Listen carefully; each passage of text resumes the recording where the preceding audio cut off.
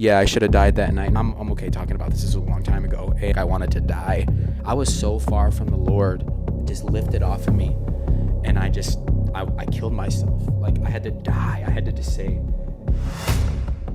Obviously, some of you know me, some of you don't. My name is Isaac Gradeless, and this is my sister, Serina Michelle. And I'm going to start sharing my testimony on, kind of how I just been selfish and these past few years, and how I've grown as a person, and how I can never get away from God. Like, he will always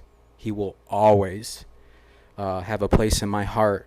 And again, I know when I put this video up, I'm going to get persecuted. I know there's going to be a lot of people in the comments. There's going to be a lot of people talking negatively about me because of my past and who I was. But again, as time goes on and I continue to post, people are going to see who I am now in Christ, because I know my identity. And I think that's one of the most important things, right? Figuring out your identity in Christ and not your identity in the world, if you want to add to that. Yeah, and I think it's important to also understand that, you're dead to the old Isaac. Now you are new Isaac in Christ. And, that comes with persecution, because the enemy now, he's like, oh, I just want to accuse and bring up your past and keep bringing up your past. But let me tell you, God redeemed and he restored. And, the enemy doesn't like it, because now you have a testimony. Now you can help other people. You can put that ladder down in the hole and say, hey, I can help you come up. Yes. Quick, before I get into my little story, I just, it's kind of a synopsis for you so people know who you are when they hop on here. How's that been the past 3 years? Just real quick. A journey up and down. There has been some twists and turns. It was really hard to understand what I was coming out of, meaning the old Serina and what I knew and how I was, how I acted, how everything played in a part, my soul, my body, my spirit, how I was brought up in the world. And then God had to literally renew everything in me, my soul, my mind, my heart, the way I thought, the way I acted. And he showed me Jesus and Jesus's character, Jesus's conduct. And he said, hey, be like him, be in the image of him. And the more I leaned into that and actually did it, the more development happened and the more growth. And so it's been a lot of work. It's been a lot of uncomfortable things, like dying to myself when I didn't want to die to myself and I wanted to still be the old person. But I just knew that there was more in my heart. And so that's what pressed me to be like, continue the growth and development process to see what really can happen in your life. Amen. That is so powerful. Wow. Again, I'm going to put all her stuff in the bottom. I know that we're going to, right after this pilot episode that we're doing on my channel, we're going to go right into hers. So again, go check her out. Serina Michelle, right? That's what you're going to call it for right now. Serina Michelle podcast. Serina Michelle podcast. So go check her out. Super knowledgeable. Yeah. So let's get into my testimony. I'm excited to hear it. Yeah. I'm like in full, Yeah, I guess I'll just start real quick with childhood. I would say growing up, I mean, I'm not saying I was 8 years old and I was like so in love with Christ, but me as a child, like we grew up in a Christian home. We did. And yep. I'm not saying that, our stepdad, Brad, shout out to him, he was more of the disciplinarian in the home. He didn't have a relationship with Christ. Our mother had a relationship with Christ. Yeah. It was strong, but I would even say mom, our mother, she had a wavy relationship with Christ. And again, I'm not, she's the one who planted the seed in us. And I'm not sitting here, downing her or talking bad about her, because we love our mother. But I think, and what the Lord had showed me as time went on, and what I'm going to get to when I get to like kind of like the middle of my testimony is the inconsistency. Like when you're shown inconsistency, and again, no shade to my mom, it's just the way that she was raised and what she was shown. My mother had a lot of inconsistency in her life. So when she was adopted, you know what I mean? So if she's going to have inconsistency in her life, it's going to also show with us. And that's the thing that I learned, as I got older. But I don't know if you wanted to add to that, real fast, and then I'll go into kind of how our home life was as a child. Yeah, no, for sure. There was a lot of inconsistency when we were growing up in the household. Like he said, our stepfather, he did not follow the Lord at all. And our mother was lukewarm. And I know that I can say that because we've had conversations, and she says, I understand but this is what I knew at the time. Now she's more spiritually awake and she can see what she did. So she says, yeah, I was that way. But that's what she knew. There was a veil that was over her that she was unable to have the Lord lift off of her, because when that veil gets lifted, that comes with a lot of dying to yourself. And so when you're living lukewarm, are you dying to yourself? No. Yeah. And so, by adapting all of the way we were brought up, the thinking, the character, the conduct of that literally made us who we were. Amen. And then, like you said, you realized, wait, there's something more. Yeah, I started to thank you so much for adding that. That just adds so much to the testimony, because see, you're getting not only just what I'm saying and from my point of view, you're getting my sister's point of view too. We grew up together in the same home, Mulberry Street, 814, right? 814 Mulberry Street. Yeah, that's crazy. Isn't that insane? I can picture the house now. Yeah, I can still picture the house too. It was like a duplex, but yeah. So home life. Yeah, I mean, again, it's what we knew. Yeah, we were raised in the church. We thought it was the right thing. We did think it. Yes, you're right. We did think it was the right thing. And I started to kind of separate myself a little bit, as I would say, when I started playing sports.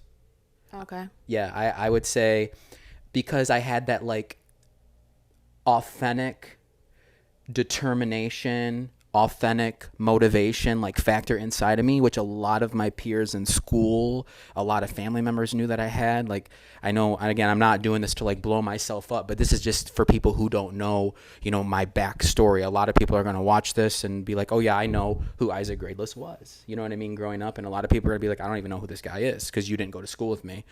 But I had that like motivational factor in school, and I would say I was considered a leader in school to a certain point. And then I kind of like fell off towards my senior year. Let me just pause. He's not giving himself the credit, though. He was a great running back. He held records in track. Like he was a track star. I want this to happen. Okay.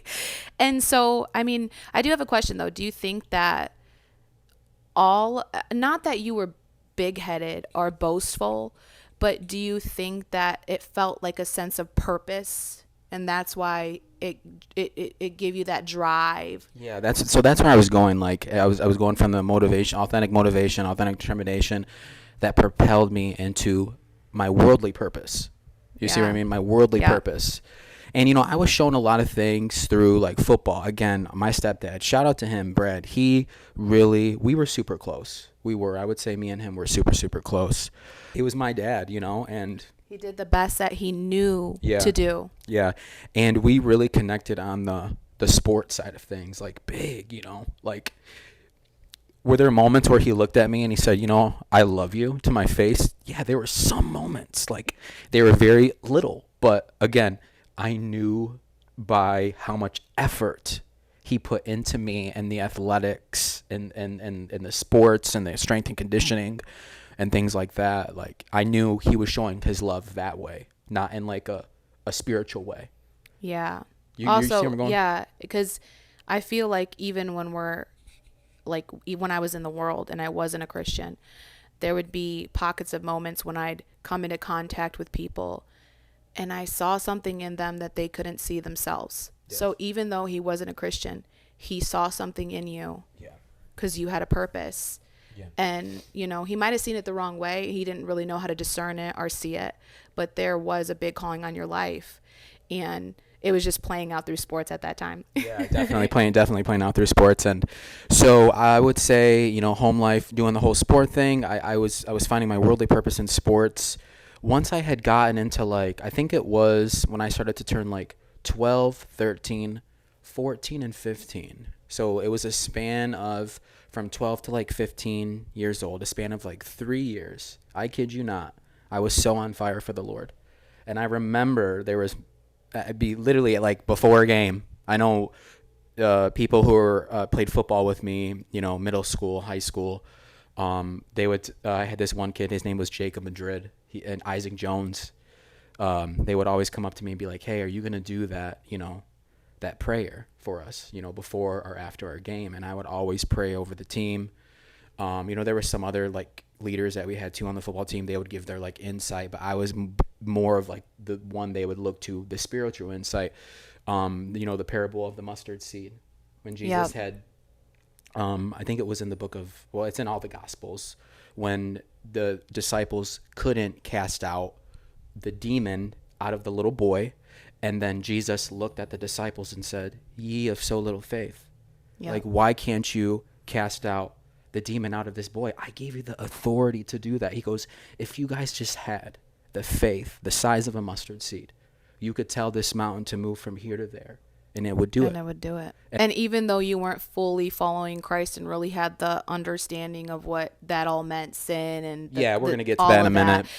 God was still able to use you. Yes. Because there was something in there that was trying to reach out to God. And it says that he goes into the darkest places to pull us out. So he was there with you. Yes. Even though you didn't understand him, he was still there. Mm-hmm. And he can use anyone. And he was using you at that moment to reach people that were really in the dark, yes. that really had no gospel, no word, no worship music, no mention of Jesus's name, no mention of God's name, no mention of church. In that time when you were at school, you were the one to be able to plant that seed for them. So he can use you.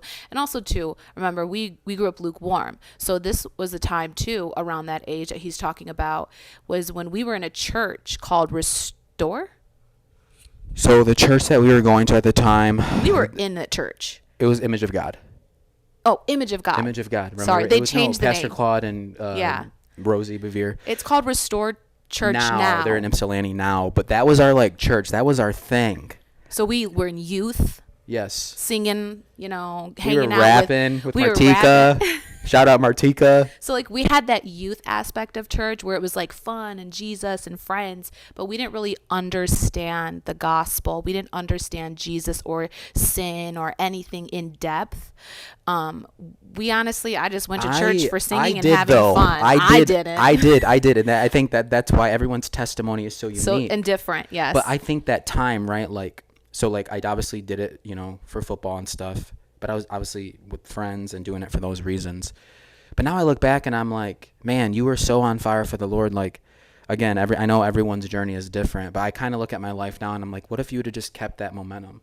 You know what I mean? I know we can. I have thought the same thing. I know the Lord can make up time, obviously. But I just look at that as a whole, because the Lord, now that I'm older, there was a lot of things that he had told me looking back. I'd even just be in the shower and the Lord would talk to me. If you would have took it seriously. Yes. He's like, Isaac, he's like, don't worry. He's like, I'm going to make up all this time. Yeah, he can restore and redeem. And that's what he's doing through the testimony that you have is, you might have not known it in depth of what you were, learning or you might have known, like you said, you knew certain things. Mine is a totally different testimony. So you did know, but you didn't listen to them. You didn't take it seriously. You didn't know how to discern it. You didn't know how to chew on it. You didn't know how to digest it or what the next steps were. And so then, if you would have, thinking back on that, you're like, man, if I would have just took that voice seriously, Amen. Where would I have been? But like you said, he can restore and he can redeem time, and that's what he's doing. And he's doing that for you. I see it in your life now. Yeah, I'm starting to see too. So I look at my life now and I'm like, even just from some certain circumstances that I had been through up until now, just even within the, the past 2.5 months, it's just it's eye-opening in a way. Yeah. You know what I mean? So you were talking about how, the ages from 12 to like 14, that was like, you were in the word, you were reading, you were preaching to, the football team and your track, and you were praying and stuff like that. So after that point, what happened? Yeah, so people knew in school, like there were people that knew, like, okay, Isaac, is reading his Bible. Isaac listens to Christian music. Like, Isaac is a follower of Christ. Like, I wasn't saying that was perfect. We're not perfect. But I knew my peers knew that. And I don't know if you remember. Do you remember me waking up early in the morning? I would go to Bible studies at McDonald's. Do you remember that? No, I You was don't in my remember own that? world. Yeah. With who? So I would go with this kid named Spencer Warren, Michael Tenniswood. I'm trying to think. remember Michael Tenniswood. Yes, he lived behind us. Okay. Yes. And then a couple other guys, but we would go. Freshman year? This was freshman. No, this was 8th grade, freshman, sophomore, and then yeah. junior and senior year I didn't do it. But that's what I'm saying. It was during that time I had a mentor. I think the church was called the Good Shepherd's Church. It's located like in Lenawee County somewhere. I'm trying to think of the pastor's name. If somebody knows who the pastor is, please comment. You might know. If any of the guys watch this that maybe come across this, that the guys that I did Bible study with, if you know the pastor's name, please put the pastor's name in there. But we would do Bible study every single day. Like, I had to wake up because we had to be at school at like 6 or 7 a.m. I had to literally wake up at 5 a.m. You either went or you didn't. It was like a dedication thing. You had to be dedicated to it. Bro, I pretty much, I'm for sure definitely discerned it as you were doing like 2-a-days or something. And that's what my mind was thinking when I was a kid, that you're waking up for like 2-a-days, practice in the morning, practice at night. I had no clue. This was during the school week. So like I would wake up early. I'd literally have to get up at 4:30, take a shower. I didn't know that. But I was like excited to go. That's what I'm saying. Like, I was so on fire for the Lord. And I just, again, like, we make mistakes and you look at that. But to answer your question, yes, like that was during that time. So that's how much I was involved with the Lord, and I walked with the Lord. And the pastor, again, I don't know his name, but I know the church was called the Good Shepherd's Church, and he taught us about sin. And not to like, such a high level, because we were still young kids, but, we knew from right from wrong in that group, and we knew how to set an example. And he would even say that to us, like, when you go into school, set that example, be Christ-like. And it's just so crazy. Like, now me looking back, and I'm just like, wow, like that's how close you were to the Lord, even at such a young age. So I knew certain things, and I was like, you remember Mom would literally go upstairs, and it would literally be like 3 a.m, and 2 a.m, 3 a.m, and she'd be like, Isaac, why are you crying?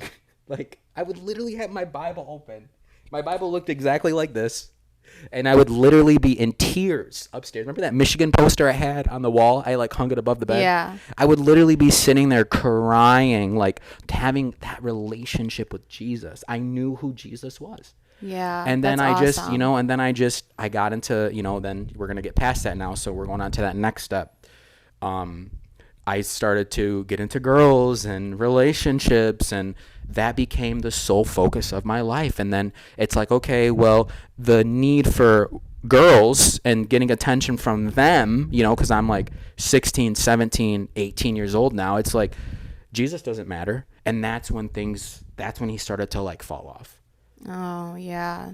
Nah, no. So when you would cry and stuff, like I remember you being emotional, like when you would talk about Jesus. I remember you worshiping at a young age. I remember mom telling you, yelling at you and saying, go upstairs and go think about what you did. And then you'd come down and you say, I read the Bible. And yeah, like, I remember things like that, but it was at a younger age. I remember that. I don't remember it in the 12, because you did do that at a younger age too. So like cry, and you would go upstairs and you would pray, and you come back down and tell mom, like, I'm so sorry I did that. Yeah, I was like 8 years old, 9 years old. Yeah. So you did that, but like with the Bible and you reading it and understanding and, being I was really in to, the Word. I didn't know you knew it to that extent. Yeah, I think that's why looking back, I'm like, that's why I just said, like, I look back and I'm like, man, imagine if I would have not been like this with Jesus and been like this. You see where I'm going? Yeah, but then the distractions came. Yeah, distractions came. I don't want to get off track here. We're already kind of limited on time. But yes, distractions came. I fell off. Most of the people that know kind of my backstory. I went to Eastern Michigan for 1 year. Ended up having a girlfriend. I'm not going to say her name, but Right. most people know who that was. And we were like, I thought I was going to marry her. We thought we were going to, marry each other. And, that relationship didn't work out. I'm not going to sit here and bash that person because I did a lot of bad things in that relationship too. All of my relationships I had, I wasn't, the perfect one. There's a lot of relationships I have ruined. And, but that's me looking back and being like, look how God can restore somebody. Look what God can do in someone's life. And so I got out. I went to Eastern for that 1 year. I came back home and I'm like, you know what, this college thing ain't for me.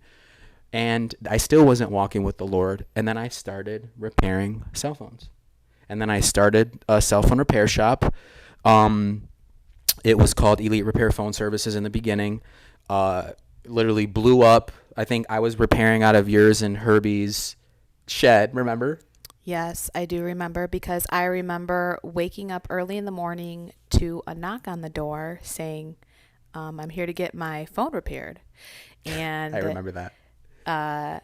At the time I was married and my husband had opened up the door, like we were in our pajamas, like this was early in the morning, but you were working at a factory too. So like you were sleeping. I was on nights, remember? Yeah. So you had to sleep. So by the time you came home, you were sleeping and, we woke up, but yeah, I remember that they would come knocking on the door real early. Hey, I need my phone repaired. And, like whatever, we knew that there was potential in this business. Like there were so many people coming to you and like it was growing so fast and rapidly. So we saw the potential and we're like, hey, like, whatever Isaac's got to do, like if he needs to use our shed, if he needs to do anything, you guys showed me so much favor during that time. Again, shout out. I know I don't really talk to the kids' dad, like Jordan and Easton's father, that much, but you both showed me so much grace and favor in that moment, and I can't thank you guys enough, because if you guys didn't do that for me, that cell phone business wouldn't have took off like it did, because I would have been where would I have been repairing at? I would have had nowhere to repair. Yeah, you know what I mean? Crazy. So, so I did the whole business thing. It blew up. You ended up working for me. Yes. You were my manager. I had 2 stores. I started downtown in Adrian, and then we blew up. We got another shop on US 223. It was like a busy highway in our hometown. Girvana. It turned into Girvana, and then we were doing so good. Everything was hot. This was obviously before COVID. I remember you told me, you said to me, you were like, yeah, I had a vision, and I told you, and I knew the vision was from the Lord, but again, I wasn't walking with the Lord, and this shows you how good the Lord can still be to you, even if He knows your back is turned to Him. And I'm not saying that we need to live our lives that way and take His grace for granted, right? No. I'm saying I look back and I'm like, I'll never hurt you like that again, because you were doing so much for me and blessing me, and I was just literally beating you on your back, Lord. And when you come to the realization that the whole time you were in the world, He still loved you and He still was trying to reach you. He still literally, I'm sorry, but there's times that He was protecting you and you didn't even know it was Him that was protecting you. So yeah, He was there when you were in the darkness. He was there. Yeah.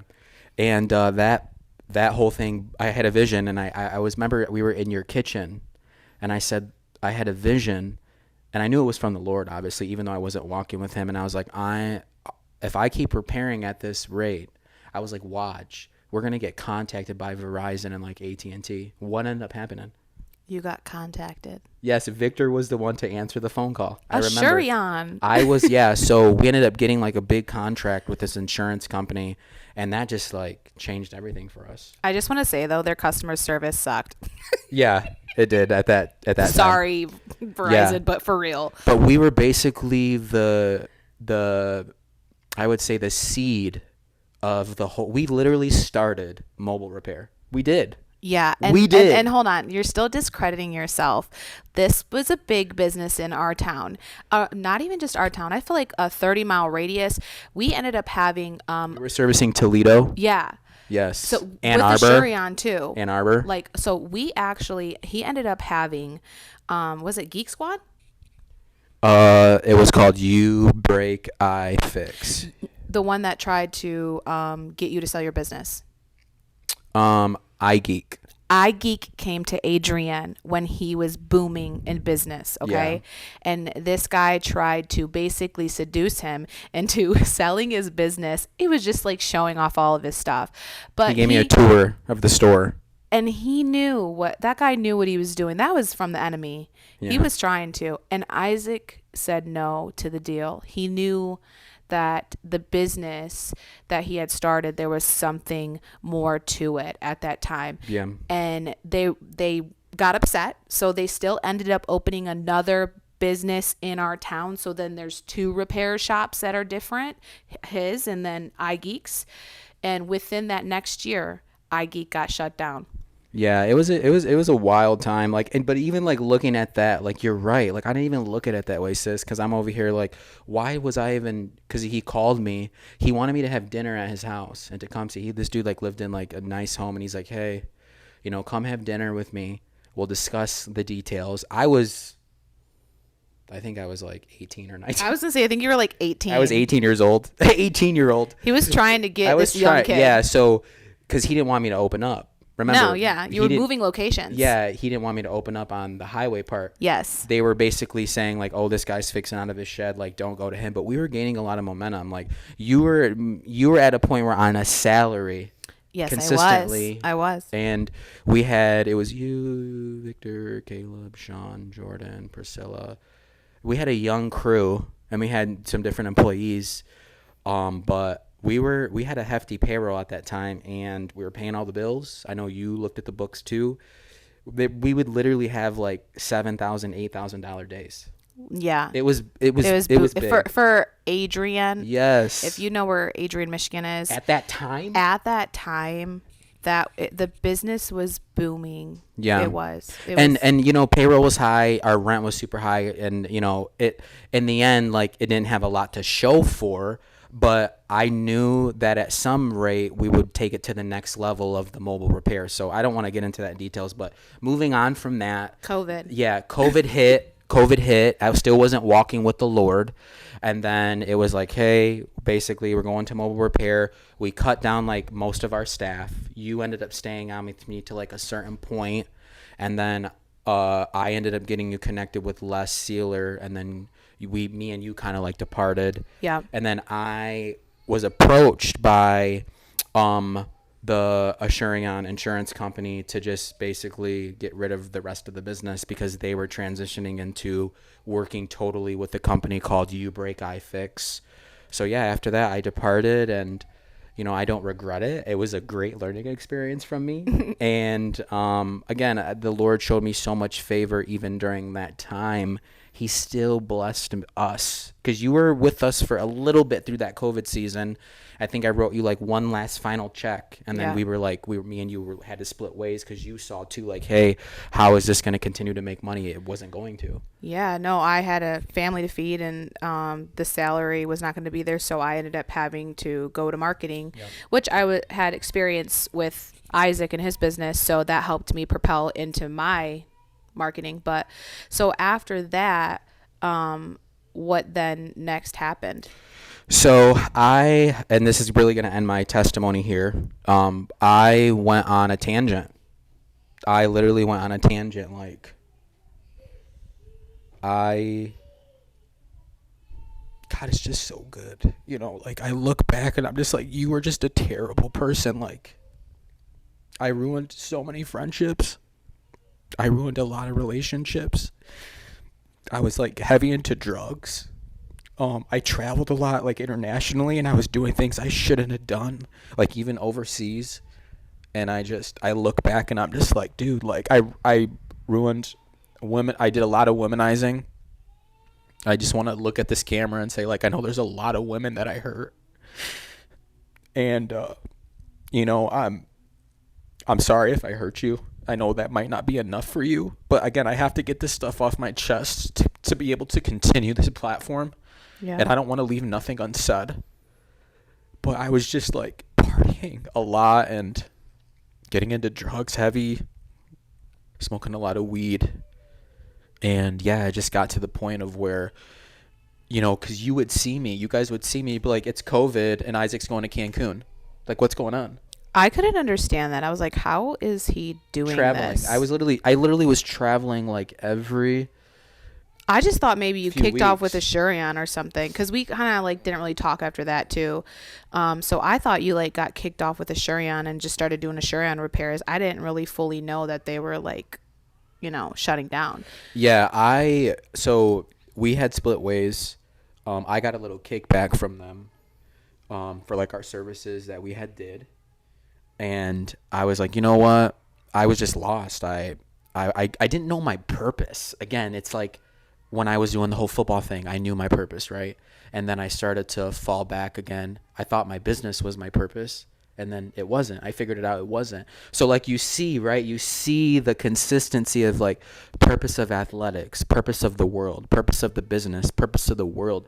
I'm over here doing all these things that I'm trying to make myself satisfied in my purpose in the world, when Jesus is over here like, dude, like, hello, like, do you not remember who I am? Like, do you not remember you crying in your bed when you were 12, 13, 14, 15 years old? Do you not remember that relationship that we had? You found your purpose in me in those moments. And yeah, so again, I went on this tangent and I was traveling. I was just blowing money. I would still have my daughter at this point, Lily. She's a little bit older now, but I was, getting her, and then after, literally, I would drop her off with her mom, and then I would literally go somewhere. I would just like escape. We would be going to clubs, strip clubs, regular clubs, getting booths, bottles. It's a miracle that you're here now, because there was Yeah, a lot of stuff. I got into an accident with my Charger that I had. Remember that Mango Charger, that nice Charger that I had, that vehicle? I got into a little accident with that. I should have died that night. A lot of reckless nights. Yeah, I should have died that night. No, I'm serious. Yeah. I believe the gentleman that was with me the whole time through that whole scenario, he was literally an angel, because he didn't have to wait with me that night as I was coming back from Ann Arbor, from the club. I was literally wasted, and I'm okay talking about this. This was a long time ago, and he literally waited with me, that entire time in the tow truck, and he didn't even have to. And I was literally dozing off. I was that messed up. Like, I was just that careless with my life. I didn't even care. Like, I wanted to die. That's how I felt. There was nothing. There was just nothing. Like, that was my fulfillment, right? Like, I just wanted to spend money. I wanted to impress people. I wanted to, if I seen a girl that I had liked, I'd be like, oh yeah, I'm going to take her home. Like, that's the mindset that I had. And, now fast forwarding to now, me moving out to Midland, I just actually got out of another relationship. That was pretty toxic too. There was another relationship prior to that, another woman. It was really toxic again. Like, I was in a dark place, and that's where a lot of people don't see and they don't get. Like, I was so far from the Lord, and now looking back to be able to share like what the Lord had brought me out of and how I view life now. Not life of the world, but like my life and my purpose inside of Christ. It paints a bigger picture. And I'm just, again, I want to let anybody know out there, no matter, to end this, no matter what you're going through, no matter the trials, no matter the tribulations, I'm going to let you know right now, you might be trying to find your purpose in the world. You might be trying to do it on your own, but there is only one person that you can do that through, and his name is Jesus Christ. That is the only person that is going to be able to really truly help you and really truly mold you and guide you and help you with those things. You can't do it by your own strength. You have to have the Lord. So yeah, I would say, again, I know, again, we're limited on time, and there's more things that I want to say, but I'm going to be posting another episode of me getting into detail of like some of those relationships and what had happened, if you want to know and if you're interested. But I would say, yeah, like the Lord had brought me out of that, and now I just feel so free. I do. When he brought you out of it, when do you think? I know that there's multiple things when you're coming out of it and you're realizing who Jesus is and how like you defiled yourself, you defiled the temple, and you just feel like, man, I can't believe I even lived my life like this. But then at the same time, you're being woken up and you're like, oh, this is amazing. What was that moment where you were like, I'm choosing a side and I'm going to choose Jesus? That wake up moment for you. It was Were you reading the most recent relationship that I just got out of. So I'm not even interested in dating or having a relationship right now. I just not in the mindset. My focus is Jesus, obviously. He's my relationship, but it would be the night, it would be the morning that we had broken up the relationship. I literally got in my truck and I drove to a storage unit because I had to take my stuff and put my stuff away. And it was in that moment that I told the Lord, I said, Lord, I cannot live this way anymore. I said, if I'm willing to fully let you take control of my life right now. I was literally saying this in the truck. I was like, I will let you take my life right now and let you just have literally the reins. The reins. You can just do whatever you want. Right now, I have that faith. And it literally just this heaviness, like, just lifted off of me. And I killed myself. Like, I had to die. I had to just say, you can't live this way anymore. And in that moment, I felt like a part of me died. Not my full, because there's other moments, again, I'm not going to get into right now. This could be for another podcast, that I had dreams and visions of my old self dying, and the Lord showed me in a dream, which I'm not going to get into. But that was your turning point. That was my turning point in the truck right there when I was in the storage unit. And I kid you not, it started to rain when that had happened, when I was praying that prayer. And it's just crazy how this lines up. As I was done praying that prayer and I was done crying, the clouds departed and the sun came out. I kid you not. I believe it. I kid you not. He's so supernatural. Yes, it was such a supernatural encounter, and I just knew that was from the Lord because I had the heaviness come off of me. I had this peace just enter inside my heart. And then when I seen the clouds depart and the sun come down, I said, you know what? Everything's going to be okay. Now that he's leading me, like he led me when I was a younger kid, I just had that. I was that kid again on the bed. You felt something. I was that kid again. Spirit. Yeah. So like, if I'm gonna name this episode, I was becoming that kid again, and it says, right? It says to come childlike into the kingdom of God. Your first love. Yes, he was my first love, and come back to your first love. That's what I did, and I felt like that kid on the bed again. And that's those moments, those supernatural moments when you give your life to the Lord. It's you go back to that, especially if you were born into a family that's lukewarm, or a family that was Christian and then you departed. Like when you go back to the Lord, you literally feel like you're going back to him, like when you were a child and your first love, that wholeness that you had, that on fire that you had when you were younger, and nothing else mattered but him. And those are the specific moments that you'll know, hey, something's changed, something's happened, because I feel like that kid again. Amen. Yeah. And I know there was like a whole, like, till now working out your salvation, and we continue to do that. Yeah. I'm going to get that to another topic. I'm just saying, like, for like a backstory, like, hey, this is how he started as a kid. For the people that don't know, and for the people that even did know me growing up, they can kind of see how my life was now a little bit. Like, okay, because I wasn't telling kids this in school. So now when they go back and they watch this, they're going to be like, okay, that's how Isaac's life truly was. Because they don't get it. They don't understand. They only seen the, what's the word? I just blanked. They only see the outside. They only see the social media side of things. Yeah, the social media, or like they only see the front cover. Yeah. They don't actually, they don't know the they story. can't really dive into the story. And I was only giving them the front cover, and they didn't really know my home life. Some guys did, some guys didn't. Some people did, some people didn't. But yeah, I would say after all that had happened, getting out of this last relationship I did, and that I had that encounter in the truck at the storage unit, we're here now on the couch. God is good. I just want to say thank you for sitting down with me, Serina. I love you so much. You have no idea. I really do respect you. I love you too. Go check her out. Again, I'm going to put all her stuff in the links below. We dive in deep with her and asking her some questions. So again, thank you for watching. I will catch you guys in the next one. God bless you. Take care.